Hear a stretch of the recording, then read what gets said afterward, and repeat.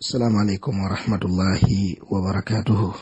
الحمد لله الصلاة والسلام على رسول الله صلى الله عليه وسلم وعلى آله وصحبه أجمعين. matenda malungi era amajjufu ga Allah subhanahu wa ta'ala, omutonzi waffe mulabirizi waffe gyali gyetugenda okudda abeere nga ayingiza abasiraamu ejjana ate abeere nga ateeka ababaka afwalira omutonzi waabwe ekitiibwa Allah subhanahu wa ta'ala omuliro. Ebitiibwa abakkiriza hayyakumullah, abaddu abamu basiŋŋaana obuzibu okwawula wakati w'omusamize, wakati w'omukubi w'ekitabo ne sheekhi asomerera amajinni, omusomi wa ruqya omutuufu. So nga enjawulo wakati w'abantu abo ababiri nnene. Kikumalira okubeera nti omu musiraamu ate omulala mukafiiri. Omukubi w'ekitabo abeera musamize ng'abasamize bonna bwe bafaanana. Bano abasamize ab'ekinnansi, bannabyabuwangwa, bannamizimu abo, abakiruku abakafiiri, abagenda okuyingira mu muliro bagusiraaniramu obugenderevu n'obugenderevu wala iyaazu billah. Abantu abo tebalina njawulo n'omukubi w'ekitabo. Omukubi w'ekitabo aba yayita musiraamu era enkofiira tesera kubava ku mitwe, abamu babeera n'ebikanzu, abamu osobola n'obasiŋŋana balinako n'engeri y'ebirevu, baba basobola n'okwogerayo ku Luwarabu, abamu osobola n'omusiŋŋana nga imaamu wa muzikiti nenga mukafiiri wajjo wala iyaazu billah. So Allah taasa obukafiiri. Kati gwe omukkiriza otegeera otya nti ono mukubi wa kitabo musamize? Ekisookera ddala okubeera nti abasiraamu ku kitundu bakimwogerako kimala, kyagundi musamize, gundi mukubi wa kitabo. Ekikumalira gwe omukkiriza togamba nti nja kumala kwerabirako, nedda. Kasamwogerako abasiraamu abalongoofu nti gundi bw'ate bw'afaanana, toddamu gamba nti kasisa yagamba musiraamu ayambadde kanzu ayambadde enkofiira. La. Ekyokubiri nga kyekisinga ddala okubeera ekikulu kwe kubeera nti nno omuntu yenna gw'otwalira ebizibu ng'ebizibu by'omutwalira bifaanana n'ebizibu by'otwalira bakabona mu masabo, omuntu oyo abeera mukubi wa kitabo.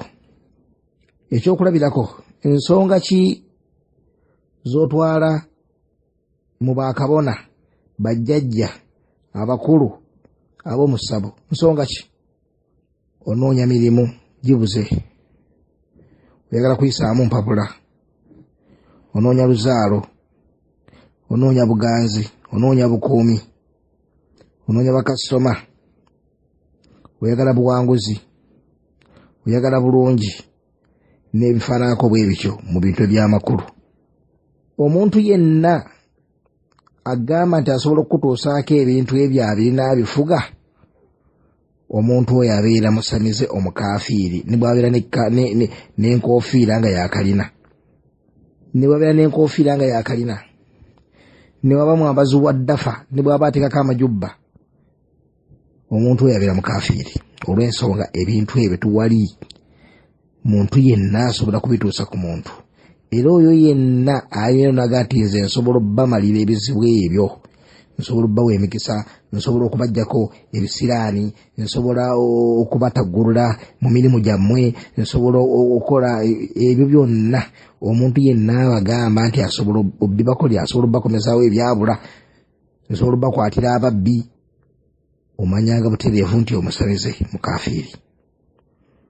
Nabwe kityo omuntu yenna g'omanyi nti abantu bamutwala ebizibu bifaanako bwe bityo n'agamba nti yabikolako, manya nti musamize mukafiiri. Era tekigenda kukutaasa n'akatono mu maaso ga Allah nti ogenda kujja ogambe Allah nti nze omusajja gye nagenda nti yali yeeyita musiraamu, yali ayambala ekkanzu, yali atukubiriza okusaala, atukubiriza n'okusaddaaka, bannange mituuze nnyo okusoma Qur'ani, kubanga ebyo byonna abo baddajjaaluuna babyogera kulaga abantu nga balimu ate ku ddiini naki, naye nga bakimanyi bulungi bano abagenzeyo nti ebibatutteyo byennyini bibatwale mu ssabo. ekyafula ab'omusabo okubeera abakafiiri kweteeka mu kifaananyi ne mu kifo ekyeyawulidde Allah ndomala ebizibu ebyeyawulidde Allah subhanahu wa ta'ala. Nabwe kityo ono bw'aba akola ekintu kyekimu, bw'aba yeetadde mu kifo kyekimu taba n'ajawulo n'oli ye ne bwe yeeyita erinnya eddala n'agamba nze ndi musiraamu, nze ndi seeka, nze ndi muwalimu, nva Tanzania, nva Zanzibar, nva luddawo, ebinenena tebimugasa mu maaso ga Allah subhanahu wa ta'ala, naawe abaagenzeyo tebikugasa. Nabwe kityo oyo abeera mukafiiri, tokkirizibwa n'akatono kubeera ng'ogendayo. Bw'ogendayo oba ogenze wa musamize, ekibeera ng'okimanya. Bw'ogendayo oba ogenze wa musamize. Ne bw'abanga ayogera ebigambo by'Ekiwarabu, ayogera ku bisimillah, leeta al-Fatiha, akola atya, ebbanga lyamala ng'ekikututteyo kumalira bizibu ebyo tewali abimala okuggyako Allah. Yagamba Allah nti wa iyamsaska Allahu bidurr fala kashifa lahu illa hu. Allah bakutuusizzaako omutawaana akanyigo, tewalenza kakutagulamu okuggyako ye.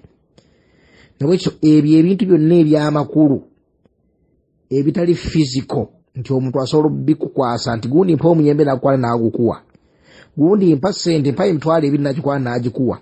Ne n'ogenda n'omusaba ebintu eby'amakulu nga obugagga, obukuumi, emirembe, emikisa, obuganzi, obulungi, obuwanguzi, ebintu byonna okubaliza ebirime byo oba okwaliza ebyolunda n'ebifaanaganako bwe bityo, oyo yenna agamba nti abikolerako abeera mukafiiri. Tugambye ne bw'aba n'ekirevu ng'akisambisa amaviivi, nga bw'aba atambula kikoora ku maviivi n'akisamba, ne bw'abeera n'enkofiira nga yakalina, ne bw'aba afaanana atya, manya nti omushiriku mukafiiri, ali butereevu wansi w'abamamafiina, ye ne bwe yeeyita omusiraamu.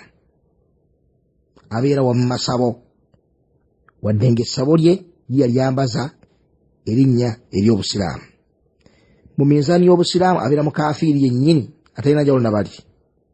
Nabwe kityo omusomerezi wa rukuya ye talina kyamalira bantu mu bizibu ebyo, talina kyamalira bantu mu bizibu ebyo.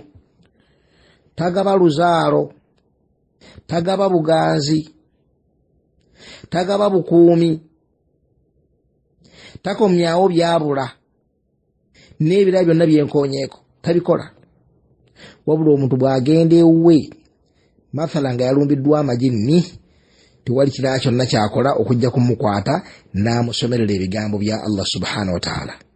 Oba n'abaako amadagala ag'emiti gakwata n'agamuwanyiza bagateeka mu bizigo nagati weesiige ekizigo ekyo, oba nywa amazzi ago, amazzi tugasomedde mu Qur'ani ganywe, ebifaanaganako bwe bityo. Talina kintu kyonna kyeyambaza nti yakimalira abantu. Wabula omuntu yenna bw'abazze gy'ali ng'alina ekigezo kyonna Allah kyamugezeza nakyo ekya shayatini, amusomerera. Ejjinni either ne lijja kungulu ne lyogera, oba teryogedde ne lidduka ne ligenda, era ng'okuwonya aba akulaga buteereevu nti kuli eri Allah subhanahu wa ta'ala. Bw'ayagala ona, bw'aba tayagadde ekigezezo ekyo osigala nakyo. Oyo ye muntu omusomerezi wa rukuya. Rukuya kusomerera busomerezi muntu, ayinza okusomera Qur'ani, ayinza okusomera adhikaari adiya, byonna ebifaanako bwe bityo, naye ng'ekikola Qur'ani n'engalo n'edduwa Nabbi sallallahu alaihi wasallam zetusomesa, omulizi osomera omulwadde n'ebifaanako bwe bityo. Nabwe kityo tewaliiwo kintu kyonna kyeyesimbamu bwebyo eby'amakulu byakumalira n'akatono. Nabwe kityo bw'oba ogenzeeyo akusomerera shayatini ezo kuvaako, ng'ogenda kwa shayatini ezo kuzzaawo obulamu bwo ne bubeera nga budda mu nteeko. Nabwe kityo barakallahu fikum, tubeere beegendereza.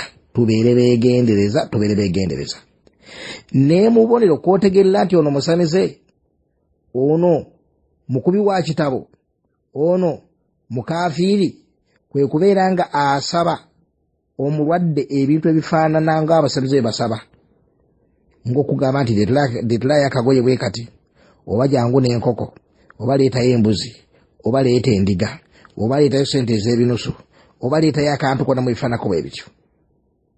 Kantu ekyo kitegerekese bulungi.